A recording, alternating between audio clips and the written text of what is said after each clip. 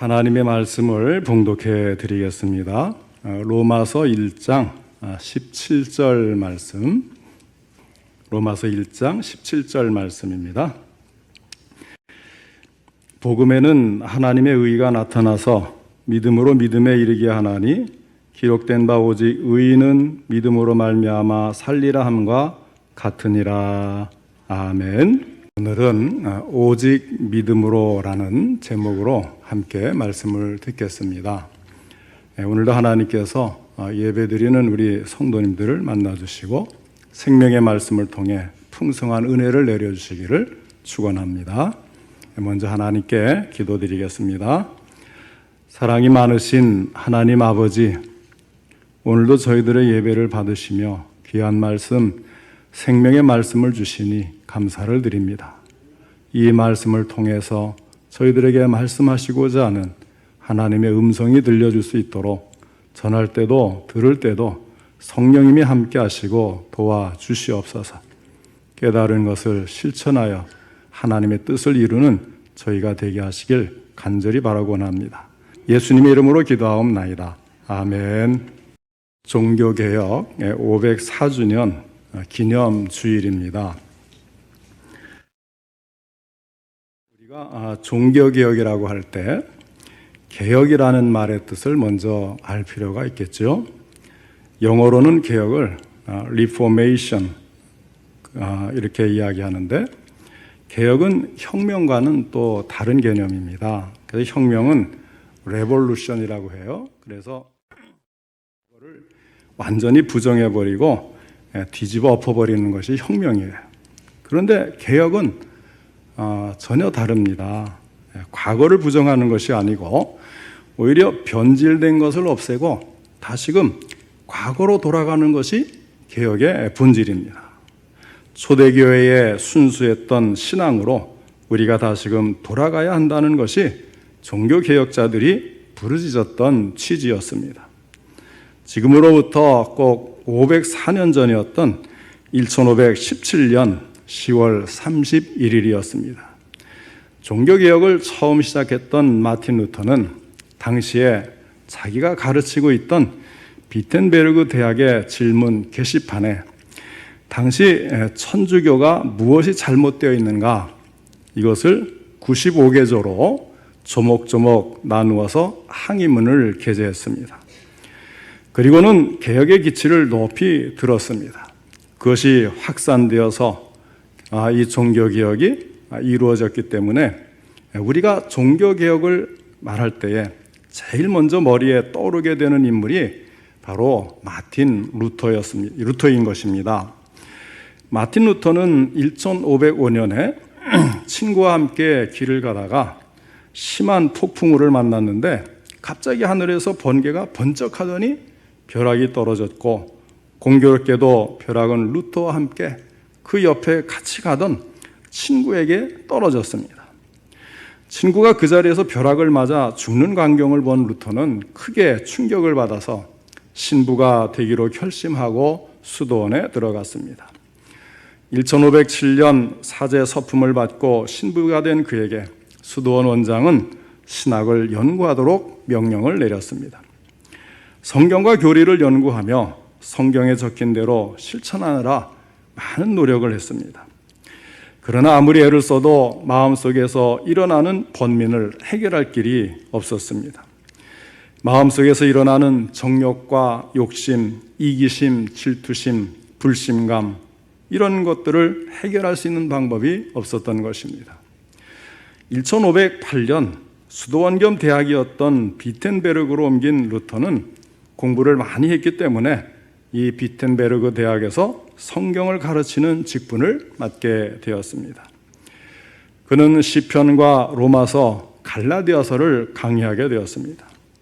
학생들에게 성경을 가르치기 위해서 깊이 있게 성경 연구를 했습니다. 그런데 루터가 성경을 깊이 연구하면 할수록 성경 속에 나와 있는 진리와 당시 로마 가톨릭에서 가르치고 있는 교리 사이에는 엄청난 차이가 있다는 사실을 깨닫게 되었습니다. 그러는 가운데 1510년 그는 수도원의 일로 로마 교황청을 방문할 기회가 있었습니다. 그런데 이 당시에 순례객들이 로마에 가면 반드시 가보는 아주 유명한 장소가 있었는데, 그것은 빌라도의 계단이라고 해서 높은 계단을 무릎을 꿇은 채로 기어 올라가면서 기도하는 관행이었습니다. 루터도 관행에 따라서 무릎을 꿇었습니다. 힘들게 한 계단 한 계단 기어서 올라갑니다. 거룩한 이 도시에서 이런 고행으로 모든 죄가 사함을 받기를 원하는 간절한 마음으로 그렇게 했습니다. 그러나 그는 자신도 확신을 얻지 못할 뿐만 아니라 그곳에 있는 성직자들의 불성실하고 부패한 모습에 놀랄 정도로 실망을 하고 말았습니다. 그리고 로마로 다시 돌아온 그는 1511년 비텐베르그 대학의 교수가 되고 이듬해에는 신학 박사 학위를 받았습니다. 그렇게 성경을 읽고 연구하는 가운데 문득 평소에 자기가 가르치기 위해서 깊이 묵상하던 성경 구절 하나가 떠올랐습니다. 바로 오늘 우리가 읽은 본문의 말씀, 로마서 1장 17절의 말씀입니다. 복음에는 하나님의 의의가 나타나서 믿음으로 믿음에 이르게 하나니 기록된 바 오직 의인은 믿음으로 말미암아 살리라 함과 같으니라. 그리고 그리스도의 순환이, 그 고통과 수치는 무엇 때문에 당해야 했던가? 또 누구를 위한 것이었던가? 하나님이 자신의 의로 인간을 대하시면 도대체 누가 그 앞에 설 수 있단 말인가 하는 생각이 차례로 들면서 그는 비로소 눈에 비늘이 벗겨져 나감을 경험했고, 마침내 예수 그리스도의 십자가 고난은 우리가 당할 것을 대신한 것이고 그분은 아무 죄도 없이 우리 죄를 대신 짊어주신 분이시라는 확신을 갖게 됩니다. 그러면서 그는 하나님의 의가 하나님이 인간을 심판하는 기준이면서 동시에 구원하는 방법임을 깨닫게 됩니다. 인간의 의로는 구원받을 수 없기 때문에 하나님이 로마서 1장 17절에 나타난 자신의 의를 우리에게 보여주시는 것이라는 사실을 깨닫게 된 것입니다. 루터는 자기가 깨달은 이 진리, 자기가 확신한 이 진리, 오직 의인은 믿음으로 말미암아 살리라, 사람이 의롭다 하심을 받는 것은 믿음으로 되는 것이지 율법의 행위로 되는 것은 아니다라고 하는 사실을 사람들에게 힘주어 가르치기 시작했습니다. 그때 로마에서는 베드로 성당이라고 하는 엄청나게 큰 건물을 짓기 시작했습니다. 재정이 부족할 수밖에 없었어요. 당시의 교황이었던 레오 10세는 부족한 재정을 충당하기 위해서 면죄부를 팔기 시작을 했습니다. 면죄부라는 것이 무엇입니까? 누구든지 면죄부를 사기만 하면 어떤 죄를 지었더라도 다 용서받는다는 것입니다. 뿐만 아니라 이미 죽어서 연옥에 가 있는, 우리는 이 연옥을 인정하지 않고 믿지 않습니다만은 천주교는 이것을 믿잖아요. 그래서 이미 죽어서 연옥에 가 있는 영혼을 위해서 면죄부를 사게 될 경우에는 그 돈이 연보교에 땡그랑 하고 떨어지는 순간에 연옥에 있는 영혼들은 천국에 올라간다는 궤변을 늘어놓았습니다. 그러니까 돈을 주고 죄사함을 살 수 있다는 기가 막힌 장사꾼의 논리였던 것입니다.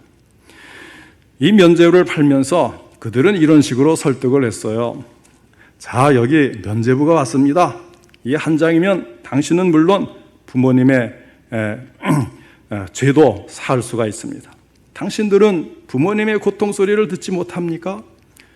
얘야, 우리는 너를 낳고 너를 힘들게 키웠다. 그러나 우리가 지금 이 뜨거운 물 속에서 신음하는데 너는 편안히 살고 있느냐? 살려다오, 우리를 구해다오, 면죄부를 사서 여기서 벗어나게 해다오 하고 울부짖는 소리가 들리지 않습니까? 당신은 짐승입니까? 부모를 외면하겠습니까? 이런 식으로 면죄부를 판매하는 것입니다. 루터는 더 이상 참을 수가 없었습니다. 그래서 504년 전 오늘인 1517년 10월 31일 자기가 가르치고 있던 비텐베르그 대학의 정문 게시판에 면죄부의 부당성을 모두 95개조로 나누어서 항의를 했습니다. 그리고는 종교개혁의 기치를 높이 들게 된 것입니다. 그 개혁운동은 이온의 불길과 같이 전 유럽에 퍼져나가기 시작을 했습니다. 당시에 루터가 95개조로 내건 내용은 간단하게 3가지 정도로 요약을 할 수가 있습니다. 첫째는 오직 믿음, 오직 믿음입니다. 사람이 죄사함을 얻고 하나님 앞에서 의롭다함을 받는 것은 선한 행실로 되지 않습니다. 면죄부를 통해서 이루어지는 것도 아닙니다. 오직 하나님의 아들 예수 그리스도를 믿는 믿음으로서만 가능한 것입니다. 둘째는 오직 성경입니다. 당시에는 하나님의 말씀인 성경을 최고의 권위로 삼지 않았습니다. 옛부터 내려오는 교회의 전통에 더 치중을 했습니다. 오늘날도 그래요. 역시 여전히 천주교는 교회의 전통이라고 해서 이것이 성경보다 우위에 있어요. 더구나 교황 무호소를 내세워서 교황으로 하여금 신앙 문제나 행위의 표준을 결정하도록 한 것입니다. 여기에 대해서 오직 성경만이 신앙과 행위의 표준이 된다고 주장한 것이 종교개혁의 2번째 기본 정신입니다. 그 다음 3번째는 오직 예수입니다. 하나님과 우리 인간 사이의 중보가 되시는 분은 예수 그리스도 한 분밖에 없다는 것입니다. 하나님과 인간 사이에 교황이 끼어들지 말라는 것입니다. 신부가 끼어들어서는 안 된다는 것입니다. 마리아도 끼어들어서는 안 된다는 것입니다. 종교개혁의 3대 원리는 3가지, 오직, 3가지의 오직입니다. 오직 믿음, 오직 성경, 오직 예수, 이 3가지가 종교개혁의 근본 원리가 된 것입니다. 그리고 이 모든 것은 오직 은혜로 되어진 것입니다. 그래서 간혹 오직 믿음, 오직 성경, 오직 예수, 오직 은혜를 이렇게 첨부하는 분이 계셔요. 그러나 이제 기본적으로 3가지고 이것은 은혜로 된다 이렇게 이제 설명을 할 수가 있어요. 그때부터 마틴 루터의 의견에 동조하는 사람들이 점점 많아지게 되었습니다. 그렇게 되니까 로마 교황청은 당황하기 시작을 했어요. 그들은 루터의 성직을 박탈해 버렸습니다. 뿐만 아니라 루터에게 파문장을 보내어서 그를 가톨릭에서 추방시켜 버렸습니다. 루터는 사람들이 보는 앞에서 그 파문장을 갈기갈기 찢어버렸다 그래요. 그러면서 너희가 나를 파문하느냐? 나도 하나님의 이름으로 너희를 파문하노라. 그렇게 외쳤다고 합니다. 루터는 로마 가톨릭의 거대한 조직에 맞서 싸운 것입니다. 그리고는 그는 한 노래를 작사하고 작곡을 했는데 찬송가 585장입니다. 내 주는 강한 성이요 방패와 병기 되시니 큰 환난에서 우리를 구하여 내시리로다. 그는 이 찬송을 부르면서 불굴의 신앙으로 담대하게 진리를 위하여 싸운 것입니다. 점차 루터의 의견에 동조하는 사람들이 많아지게 되었습니다. 이렇게 해서 생겨난 것이 바로 오늘날 우리가 몸담고 있는 개신교라고 하는 것입니다. 오늘 우리는 그 옛날 마틴 루터로 하여금 종교개혁을 일으키게 했던 원동력이 된 로마서 1장 17절을 생각해 보겠습니다. 이 말씀을 통해 함께 은혜를 받기를 원합니다. 오늘 본문 17절의 말씀에 보면 복음에는 하나님의 의가 나타나서 믿음으로 믿음에 이르게 하나니 기록된 바 오직 의인은 믿음으로 말미암아 살리라 함과 같으니라 하였습니다. 첫째로 먼저 복음에 대해서 알아야 하겠습니다. 복음에는 하였는데 복음은 굿뉴스 또는 좋은 소식, 기쁜 소식을 의미하는 것이죠. 옛날에는 지금처럼 통신시설이 잘 발달되어 있지 않았기 때문에 국가의 존망이 걸려있는 전쟁과 같은 중요한 국가대사에 있어서도 그 승패의 결과를 도무지 알 길이 없었습니다.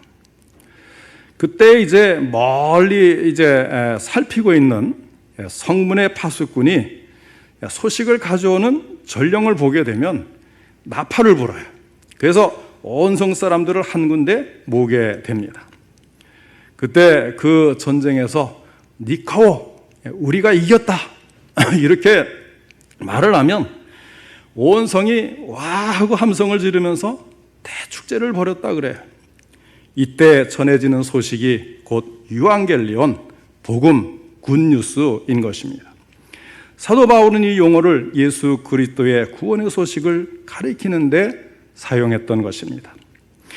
말씀의 예언대로 메시아이신 예수님께서 오셨고, 동시에 예수님께서 복음을 전하시고 십자가를 지시고 그리고 부활하셔서 승리했습니다. 그리고 승천하시고 앞으로 다시 재림하실 것이라고 하는 바로 이 소식, 다시 말씀드리면 철저하게 십자가와 부활에 근거한 소식이 복음이었던 것입니다. 바울은 이 예수 그리스도의 십자가와 부활의 복음을 전하게 될 때에 엄청난 힘과 놀라운 역사가 일어나는 것을 직접 보고 체험했습니다. 병든 자가 즉시 나음을 얻었습니다. 죽었던 자가 살아났습니다. 완악한 죄인이 회개하는 모습을 직접 목격했을 뿐만 아니라 자기 자신이 직접 회개한 경험이 있었습니다. 그렇게 그는 앞에 말한 말씀에서 16절에 내가 복음을 부끄러워하지 아니하노니 이 복음은 모든 민자에게 구원을 주시는 하나님의 능력이 됨이라 하고 말할 수가 있었습니다. 지금 사도 바울은 복음은 힘과 능력이라고 말하고 있는 것입니다. 이 힘과 능력은 헬라어로 디나미스라고 말을 해요. 이 말에서 다이너마이트라는 말이 나온 것입니다. 이것은 복음의 폭발적인 능력을 가리키는 것입니다. 어떤 능력입니까? 구원을 주시는 하나님의 능력입니다. 구원은 전적으로 하나님 편에서 주시는 능력의 역사입니다. 구원은 하나님께서 죄인된 나를 향해 불가항력적으로 다가오시는 능력이고, 이 능력이 내 마음속에서 역사하게 될 때 죄를 회개하고 거듭나는 중생의 체험을 통해 새로운 변화의 삶을 살아가게 되는 것입니다. 그리고 이 능력은 계속적으로 내 마음속에서 역사하여 유혹과 죄를 이기게 하고 마침내는 이 세상과 마귀와 죽음까지도 대항하여 승리할 수 있게 해주는 것입니다. 사랑하는 성도 여러분, 바라기는 모든 믿는 자에게 구원을 주시는 하나님의 능력의 역사가 우리 성도님들의 마음속에서 폭발적인 힘과 승리의 역사로 나타내게 되기를 바랍니다. 그래야 마음속에 있는 모든 죄의 불안과 죽음의 두려움이 완전히 사라지게 되고 예수 그리스도로 말미암아 오는 하늘의 평안과 생명의 기쁨이 마음속에 더욱 참고 넘치게 되시기를 축원합니다. 둘째로 복음에는 하나님의 의가 나타나서 믿음으로 믿음에 이르게 한다고 하였습니다. 우리가 여기에서 한 가지 알 수 있는 것은 구원과 의는 밀접한 관계를 가지고 있다고 하는 사실입니다. 다시 말하면 예수를 믿으면 구원을 얻게 되고 구원을 얻으면 의롭다함을 받게 된다는 것입니다. 그렇다면 여기서 의롭다함을 받는다는 것은 무엇을 의미하고 있을까요? 우리는 이것을 이신득이 혹은 이신칭의, 그러니까 믿음으로 의를 얻는다 또는 믿음으로 의롭다 칭함을 받는다, 이신득이 이신칭의 이렇게 부르죠. 그렇다고 해서 이 말이 우리가 의로워진다거나 의인이 된다는 말은 아니에요. 또한 의인으로 만들어준다는 말도 아닙니다. 이 말을 정확히 해석하자고 한다면 죄인이지만 의인으로 간주해준다, 이런 뜻이에요. 죄인이지만 의인이라고 부른다, 이런 뜻입니다. 죄인을 죄인 아닌 것으로 인정하고 의인이라고 부를 때 무자격한 자를 자격 있는 자로, 원수된 자를 사랑받는 자녀로 받아들인다는 말씀입니다. 다시 말씀드리면 내가 의인이 되는 것이 아니라 다만 의인으로 인정받게 되는 것입니다. 왜냐하면 내 대신 예수 그리스도께서 자기를 죗값으로 드리고 행하신 그 의를 우리가 힘있게 되기 때문에, 그래서 우리가 그 의가 우리에게 전가된다 그래요. 예수님의 의가 믿음으로 나에게 전가되어서 내가 흰옷을 입게 되는 거예요. 내가 죄인인데 깨끗한 옷을 입게 되고 그것을 인정해 주는 것입니다. 이 의는 본래 우리 것이 아니고 다만 예수 그리스도의 것을 우리의 것으로 인정하여 주는 것입니다. 이 의는 복음이 우리에게 보여주는 것인데 그 의로 말미암아 신자가 의롭다함을 받습니다. 그 의는 완전한 것입니다. 우리는 이 한계점을 분명히 알아야 복음을 정확하게 이해할 수가 있게 됩니다. 그런데 문제는 우리가 의롭다함을 받게 되는 결정적인 근거가 어디에 있느냐고 하는 것입니다. 본문 17절에 보면 복음에는 하나님의 의가 나타나서 믿음으로 믿음에 이르게 한다 이렇게 말씀을 했어요. 여기서 말하는 믿음은 행함의 반대 용어죠. 행함으로 의에 이르게 되는 것이 아니라 믿음으로 믿음에 이르게 된다. 믿음으로 믿음에 이르게 된다는 것은 또 오직 믿음으로만 의를 받는다. 그런 의미인 것입니다. 이 믿음의 대상은 곧 예수 그리스도요. 예수 그리스도는 곧 십자가입니다. 그 다음에 세 번째로 오직 의인은 믿음으로 말미암아 살리라 하였습니다.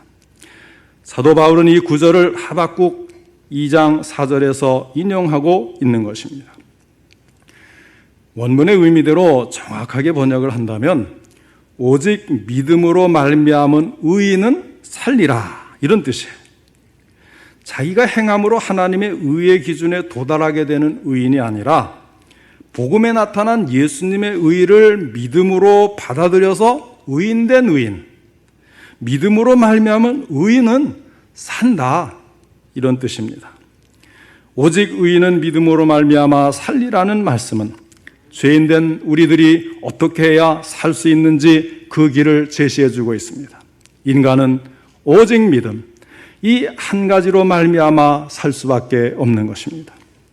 우리 인간은 모두가 죄인입니다. 태어날 때부터 본성이 죄로 말미암아 전적으로 부패해져 있습니다. 한 번은 예수님이 성전에서 백성들을 가르치고 계실 때였습니다. 그때 그 당시에 종교인들이었던 바리새인들이 간음하다가 현장에서 붙들린 여인을 끌고 예수님 앞에 왔습니다. 그리고는 예수님께 따지듯이 말을 했어요. 모세는 율법에 이러한 여자를 돌로 치라 명하였거니와 선생은 어떻게 말하겠나이까? 그때 예수님이 뭐라고 말씀했는가 하면 너희 중에 죄 없는 자가 먼저 돌로 치라. 그리고 나서 예수님이 고개를 수그리고 계시다가 뭔가를 끄적끄적 거리셨대요.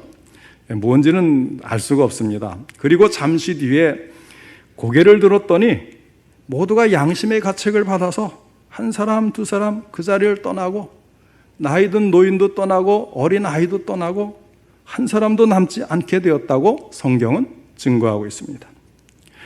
이와 같이 우리 인간은 정직하게 자기 자신을 반성해 볼 때에 누구나 다 자신이 죄인임을 깨닫게 됩니다. 그러면 이러한 죄인이 어떻게 죄사함을 받고 하나님 앞에 의롭다 하심을 얻을 수가 있겠습니까? 율법을 행함으로써 가능합니까? 선을 행함으로써 가능합니까? 그렇지 않습니다. 양심적으로 살아야겠다고 애를 쓴 사람들은 이 모든 일이 다 부질없는 일이라는 사실을 결국은 다 알게 될 거예요. 그러면 우리 이웃에 있는 다른 사람들이 이 문제를 해결해 줄 수가 있을까요? 그것도 불가능합니다. 목사나 신부 같은 성직자라도 이 문제를 절대로 해결해 줄 수가 없습니다. 혹시 성자라고 불리는 사람도 있지만 하나님 앞에서는 따지고 보면 모두가 다 죄인입니다. 의인은 없나니 하나도 없으며 로마서에서 말씀하고 있습니다. 죄인이 죄인을 구원할 수는 없는 것입니다. 이 문제는 오직 하나님만이 해결하실 수가 있습니다. 그래서 하나님께서는 죄 없는 당신의 아들을 이 땅에 보내주셨어요. 만백성의 죄를 대신해서 십자가를 지게 하셨습니다. 그리고는 누구든지 하나님의 독생자 예수 그리스도를 믿으면 구원을 얻을 수 있도록 길을 열어주셨습니다. 그것이 요한복음 3장 16절 말씀입니다. 하나님이 세상을 이처럼 사랑하사 독생자를 주셨으니 이는 그를 믿는 자마다 멸망하지 않고 영생을 얻게 하려 하심이라. 아멘. 의인이 되는 비결은, 하나님께 의롭다 하심을 얻을 수 있는 길은 오직 한 가지밖에 없는 것입니다. 그것은 하나님의 아들, 하나님께서 우리를 위해 보내주신 하나님의 독생자 예수 그리스도를 믿는 믿음밖에 없습니다. 이것이 바로 오직 의인은 믿음으로 말미암아 살리라는 말씀이 우리에게 주는 교훈입니다. 마틴 루터는 이 복음의 진리를 발견하고 교황청의 부당한 면죄부 판매로 많은 사람들을 미혹시키고 그리스도의 십자가 공로를 모독하는 잘못된 종교를 개혁한 것입니다. 그리고 당시에 성경이 너무나 어려운 라틴어로 되어 있어 일반 평민들이 읽지 못하는 데서 이런 잘못된 교리가 판을 치게 된다는 사실을 간파하고 성경을 독일어로 번역을 해서 평민들도 쉽게 성경을 읽을 수 있도록 하였습니다. 그래서 오직 믿음, 오직 성경, 오직 예수의 신앙이 바로 세워지게 된 것이 종교개혁인 것입니다. 그리고 이 종교개혁은 그 후로도 계속해서 유언의 불길처럼 퍼져나가서 프랑스로, 스위스로, 그리고 스코틀랜드로 확산이 되어서 쯔빙글리, 칼빈, 존 넉스 같은 위대한 개신교 신학자들이 등장을 하게 되는 것입니다. 사랑하는 성도 여러분, 오늘 개신교에 몸담고 있는 오직 예수만 믿는 믿음으로 살아가는 우리는 바로 이와 같은 종교개혁자들의 후예라고 할 수가 있습니다. 예수님이 가르치시고 사도들이 전했던 초대교회의 순수한 신앙, 이신칭의의 신앙을 고수하는 사람들이 바로 우리들인 것입니다. 바라기는 우리 성도님들은 살든지 죽든지 오직 믿음, 오직 성경, 오직 예수의 신앙으로 종교개혁 정신을 이어받는 여러분 모두가 되시기를 바랍니다. 그래야 그리스도의 보혈의 능력을 힘입어 죄에서 자유함을 얻고 육체의 정욕을 이기고 모든 시험에서 승리함으로써 예수 그리스도와 함께 영원한 삶을 누리는 성도님들 다 되시기를 주님의 이름으로 축원합니다.